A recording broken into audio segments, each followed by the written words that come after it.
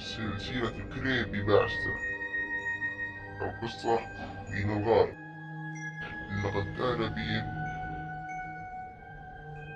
طفل متوسط العمر، والذي أحب ألعاب الفيديو وأن يكون أكثر دقة في صورة زلدة.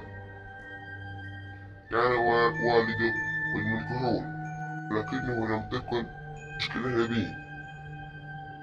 لقد كان بين في قمة ساعته عندما حصل على صورة زلدة استجابة الأقنعة الكبيرة. لقد كان يريد اللعبة منذ شهر، وفور حصوله عليها أسرع بين لغته وضعه في الجهاز واستمر في اللعب طوال الليل. لم يكن بين يمتلك أصدقاء في المدرسة، لكنه كان يمتلك كثير من المتآمرين أي أعداء. لقد كان يكلم يذهب بنفسه أعلى باللعبة كلما رغب في لعب المزيد أكثر مما ينبغي. بدأ والده بالقلق حول وقت ابنه في اللعبة. لقد خطط إلى أماكن رائعة للذهاب إليها سويا، لكن لم ينفذها أو إخبار بين. وبينما الأيام تمر، لقد كان بين يستمر في لعب هذه اللعبة ويذهب لمستويات أعلى ويختار إلى الأبراج الزنزانة الرئيس النهائي.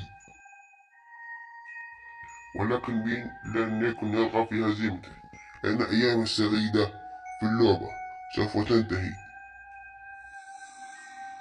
على أي حال فلنكمل.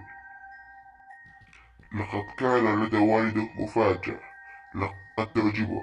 لقد كان ذاهبا إلى البحيرة المحلية. بين لم يكن لديه خيار، لأنه إذا بقي المنزل على الأغلب سوف يلعب ويهزم اللعبة. وبعد فترة قصيرة من وصولهم، أخرج والدي من أبوات البيرة، وبعد قليل أصبح الجو حار لا يطاق. فانطلق بين نحو البحيرة، لكن والده لم يكن سعيدا، فلقد تماثل الماء حوله ولهفه وقال له: لم يكن عليك فعل ذلك. فهرب بين بأقصى سرعته، ولكنه لم يكن بالسرعة الكافية. فانقض عليه والده وبدأ يضربه أسفل الماء. فبين لم يرجع أن يمر الأمر بسلام، ولقد جرد والده حوله حتى يفلته. فحاول الخروج إلى السطح لتنفس بعض الهواء، ولكن شيئا حاد ضربه على رأسه، ربما كانت زجاجة.